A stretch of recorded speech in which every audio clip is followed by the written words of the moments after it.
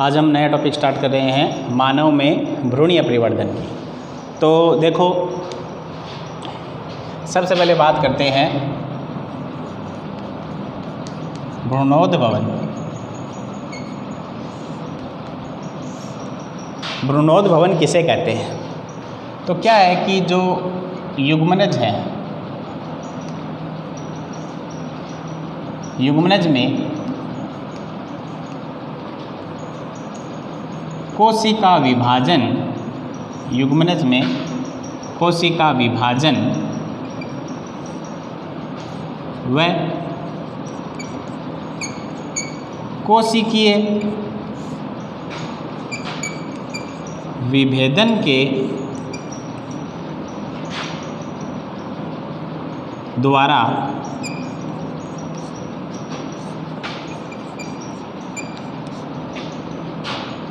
भ्रूण का बनना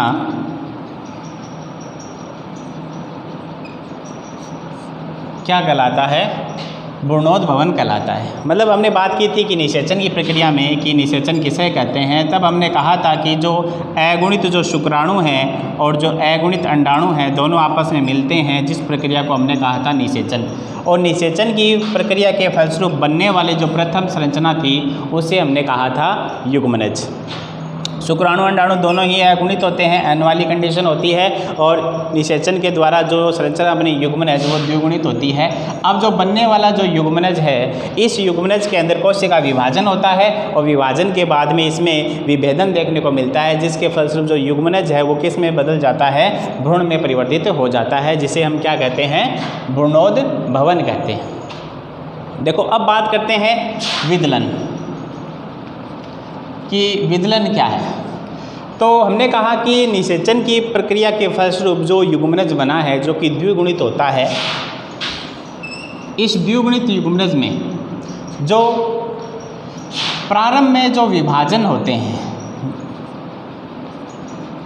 युग्मनज में क्या होते हैं?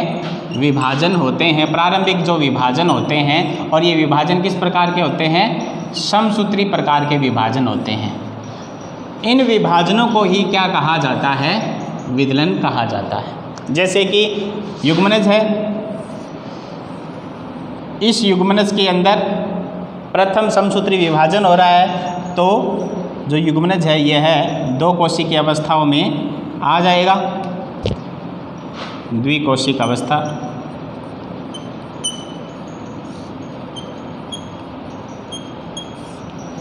तो क्या कहेंगे कि युग्मनज में होने वाले जो समसूत्री विभाजन है, इन विभाजनों को हम क्या कहते हैं? विदलन कहते हैं।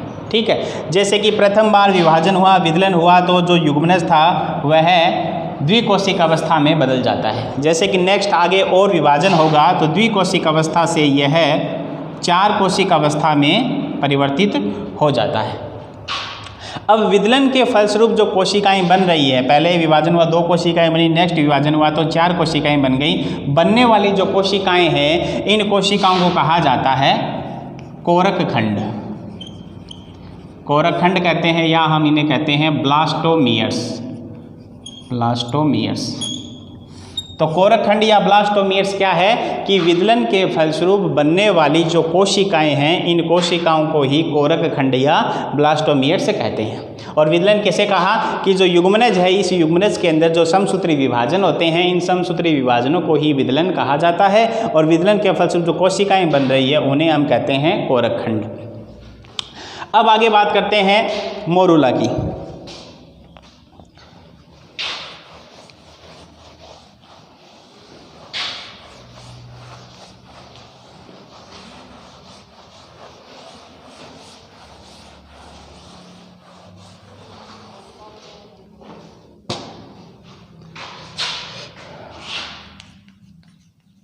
मोरूला। तो देखो, युग्मनज के अंदर जो युग्मनज है, इस युग्मनज के अंदर समसूत्री विभाजन हो रहा है, जिसे हम कह रहे हैं विदलन। ठीक है। तो युग्मनज के अंदर जब प्रथम विभाजन होगा तब क्या देखने को मिलेगी? द्विकोशिक अवस्था। द्विकोशिक अवस्था।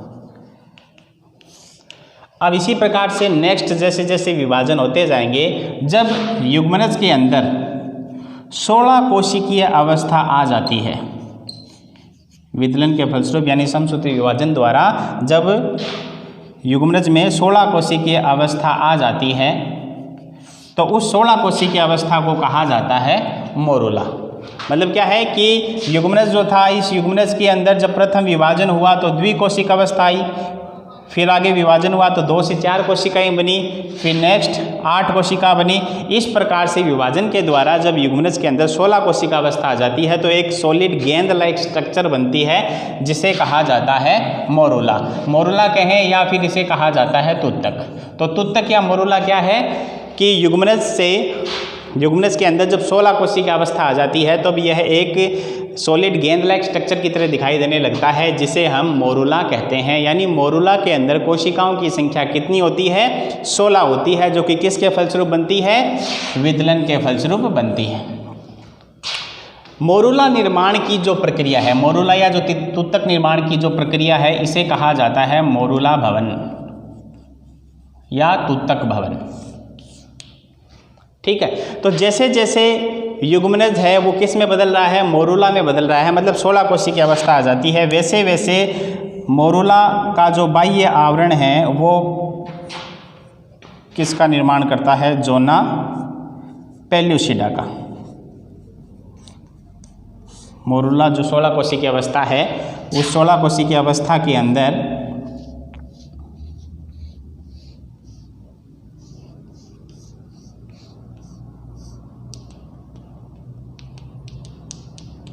जो बाहरी आवरण है वो जोना पेल्यूसिडा कहलाता है, जो कि निर्मित हो जाता है। अब ये जोना पेल्यूसिडा क्या करता है कि हमने पढ़ा था कि जो मादा का जो जनन तंत्र है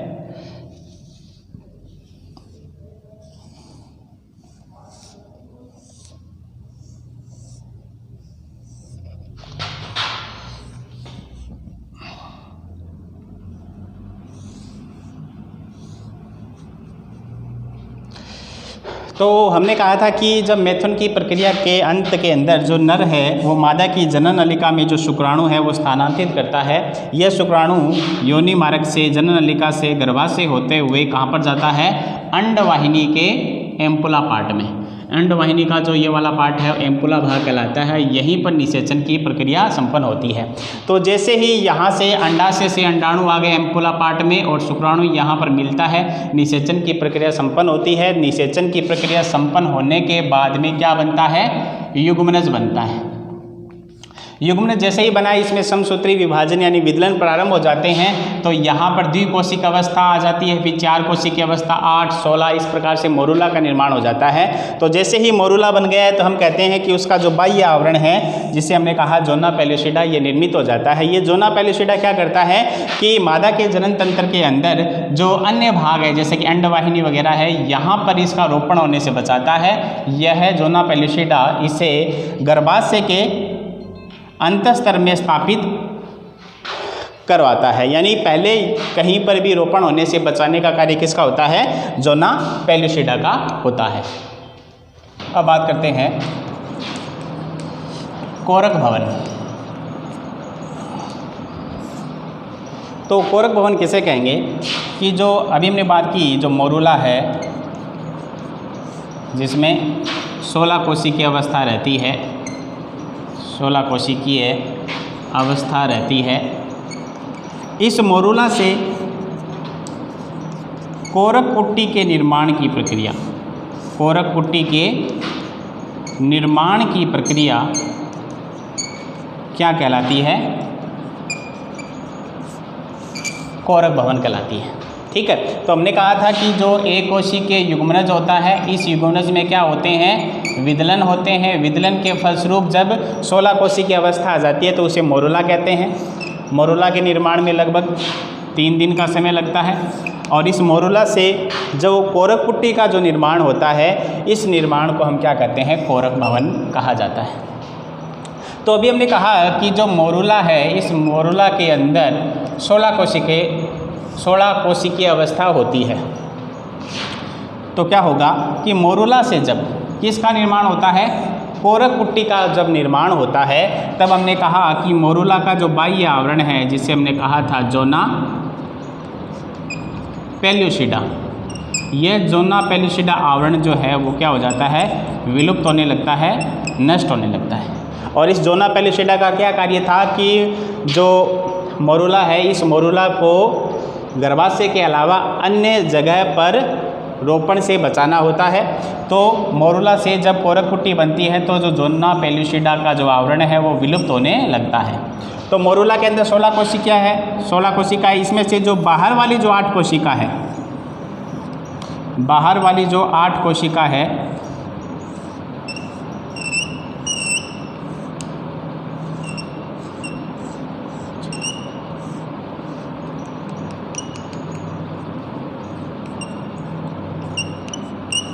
मोरूला की जो बाहर वाली 8 कोशिकाएं हैं ये कहलाती है पोषकोरक। पोषकोरक या इन्हें कहते हैं ट्रोफोब्लास्ट। ट्रोफोब्लास्ट पोषकोरक या ट्रोफोब्लास्ट कोशिकाएं कहलाती है। अब इन पोषकोरक या ट्रोफोब्लास्ट कोशिकाएं जो है, इनका क्या कार्य है कि इन कोशिकाओं की सहायता से जो मोरूला है या जो कोरक पुट्टी है, यह गर्भाशय की जो उपकला है उससे क्या हो जाती है, संलग्न हो जाती है, यानी जुड़ जाती है।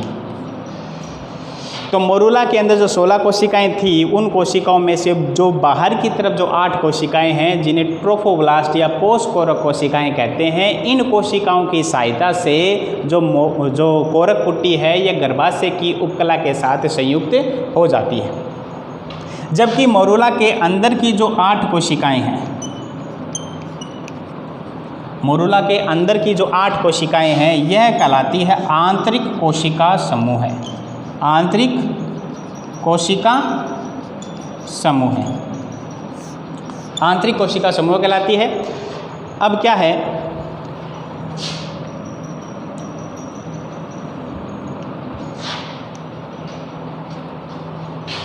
तो बाहर वाली मोरूला की कोशिकाएं कहलाई ट्रोफोब्लास्ट या पोषकोरक, जिनकी सहायता से जो कोरक पुट्टी है यह गर्भाशय की उपकला के साथ संयुक्त होती है। जबकि अंदर की जो कोशिकाओं का जो 8 कोशिकाओं का जो समूह है जो है वो कहलाता है आंतरिक कोशिका समूह है।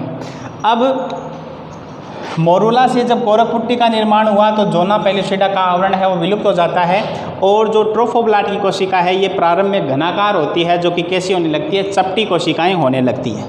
तो देखते हैं,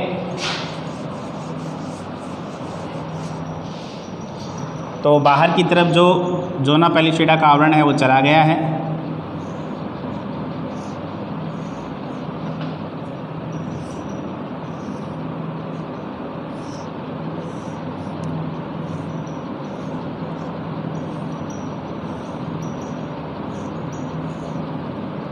इस प्रकार से जो बाहर वाली ट्रोफोब्लास्ट कोशिकाएं जो है वो चपटी होने लगती है। ठीक है, अंदर की तरफ क्या था, आंतरिक कोशिका समूह। जब क्या है कि जब कोरक पुट्टी गर्भाशय के साथ संलग्न हो जाती है तो इसके अंदर गर्भाशयी तरल जो है वो प्रवेश करता है, गर्भाशयी तरल प्रवेश करता है, जिसके कारण अंदर की तरफ जो 8 कोशिकाएं थी, जिसे अंतरकोशिकीय समूह कहा था, यह कोशिकाएं जो है इस कोरक पुट्टी में एक भाग की तरफ एकत्रित हो जाती है। ठीक है, इस प्रकार से कोरक पुट्टी के अंदर एक गुहा बन जाती है, खाली स्थान रह जाता है, जिसे कहा जाता है कोरक गुहा। क्या कहेंगे, कोरक गुहा। तो कोरक गुहा कैसे कहा कि हमने कहा कि जब मोरूला से कोरक पुट्टी बनी, यह कोरक पुट्टी कहाँ पर स्थापित हो जाती है, गर्भाशय की उपकला के साथ, गर्भाशय का जो आंतरिक स्तर है उसके साथ संलग्न हो जाती है। संलग्न होने के बाद में जो गर्भाशय से जो तरल है वो तरल किस में स्रावित होता है, इस कोरक पुट्टी में आता है, जिसके कारण जो अंदर की जो 8 कोशिकाएं थी, जिसे हमने कहा था अंतरकोशिकीय समूह है, यह अंतरकोशिकीय समूह क्या करता है, जो बाहर वाली जो 8 कोशिकाएं हैं, जिसे हमने कहा था पोषकोरक या ट्रोफोब्लास्ट, इससे अलग होकर के एक कोने के रूप में दिखाई देता है और बीच में गुहा बन जाती है, जिस गुहा को कहा जाता है कोरक गुहा। अब क्या है कि धीरे धीरे गर्भाशयी तरल की जो मात्रा है वो इसमें बढ़ती रहती है, जिसके कारण गुहा का आकार और बड़ा हो जाता है ठीक है, तो उस कंडीशन को हम क्या कहते हैं, कोरक पुट्टी। उस कंडीशन को हम क्या कहेंगे, कोरक पुट्टी। ठीक है, और यह जो कोरक पुट्टी जो होती है वो कहाँ पर स्थापित हो चुकी है, गर्भाशय की उपकला के साथ संलग्न हो जाती है।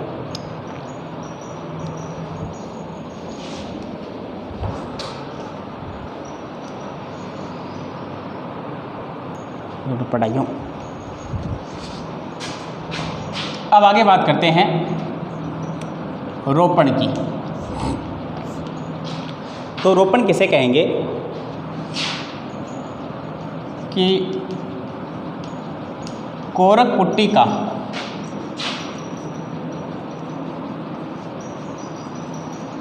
गर्भाशय के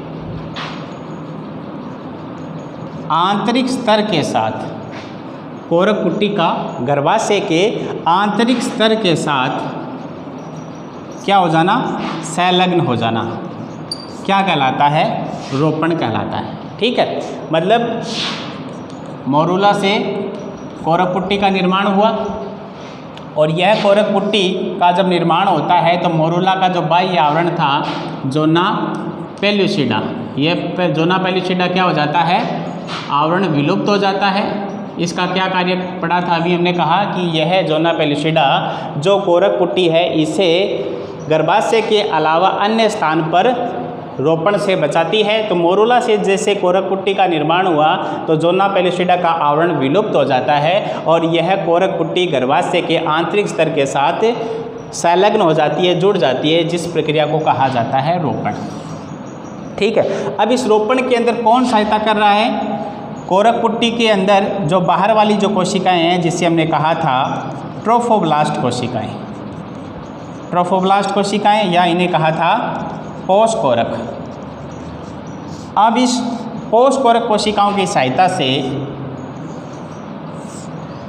जो गर्भाशय का जो आंतरिक स्तर है, इस गर्भाशय के आंतरिक स्तर की जो कोशिकाएं हैं ये वृद्धि कर के क्या करती है, इस कोरक पुट्टी को घेर लेती है अपने अंदर की तरफ, और जो कोरक पुट्टी है ये गर्भाशय के आंतरिक स्तर के साथ क्या हो जाती है, स्थापित हो जाती है, जिस प्रक्रिया को कहा जाता है रोपण। अब मनुष्य के अंदर जो रोपण है वो किस प्रकार का होता है, अंतराली प्रकार का होता है।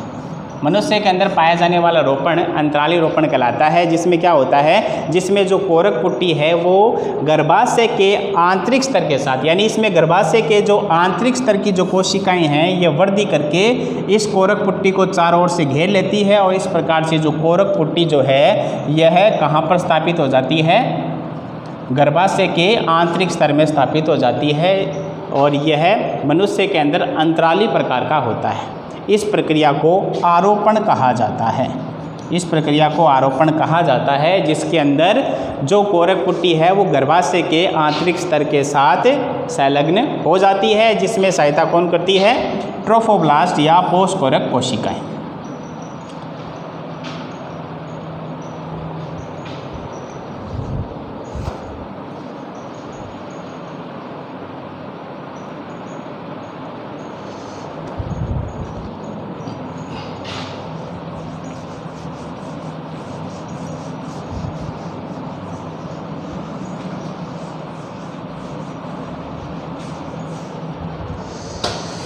अब बात करते हैं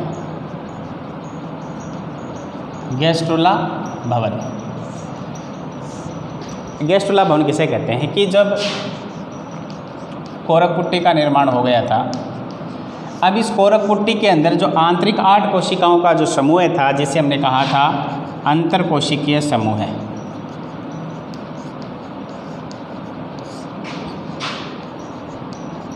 अब जो अंतरकोशिकीय समूह है, ये अंतरकोशिकीय समूह जो है एक्टोड्रम,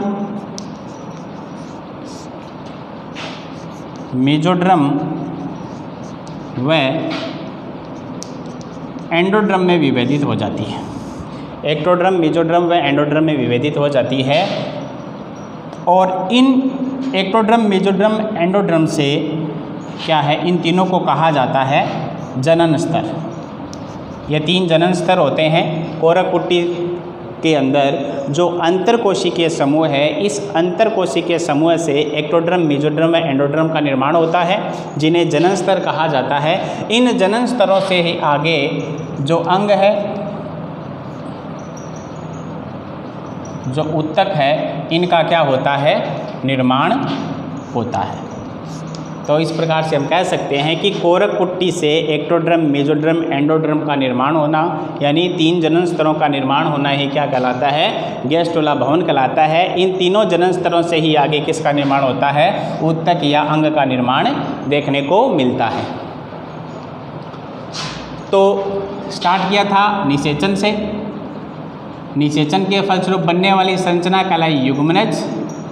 युग्मनज के अंदर क्या देखने को मिले, विभाजन, जिन्हें हमने कहा विदलन। विदलन के फलस्वरूप द्विकोशिक अवस्था। द्विकोशिक अवस्था, द्विकोशिक अवस्था के बाद में बन गया मोरूला, जिसमें 16 कोशिकीय की अवस्था आ गई। मोरूला से आगे इसका निर्माण हुआ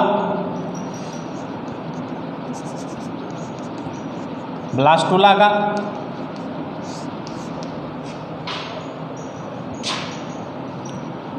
ब्लास्टुला से किसका निर्माण हो गया, गैस्ट्रुला का।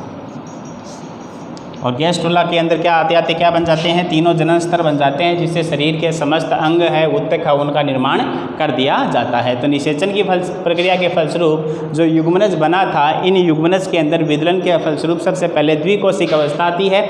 इसके पश्चात जब 16 कोशिक अवस्था आ जाती है तो उसे मोरूला कहते हैं। मोरूला के अंदर का जो बाह्य आवरण था, जोना पेलुसिडा, यह धीरे धीरे विलुप्त होने लगता है और यह इसके अंदर गर्भाशयी तंत्र अंदर की तरफ आने लगता है, अंतरकोशिकीय समूह अलग हो जाता है, जिसके फलस्वरूप किसका निर्माण हो जाता है, ब्लास्टुला का निर्माण हो जाता है। गुहा बन जाती है, जिसे कोरक गुहा कहते हैं। और इस ब्लास्टुला से के अंदर जो आंतरिक कोशिका समूह है, वो किसका निर्माण कर देता है, 3 जनन स्तरों का निर्माण कर देता है। तब उस प्रक्रिया को हम कहते हैं गैस्ट्रुला भवन, जिससे शरीर के आगे के समस्त अंग व ऊतक का निर्माण देखने को मिलता है।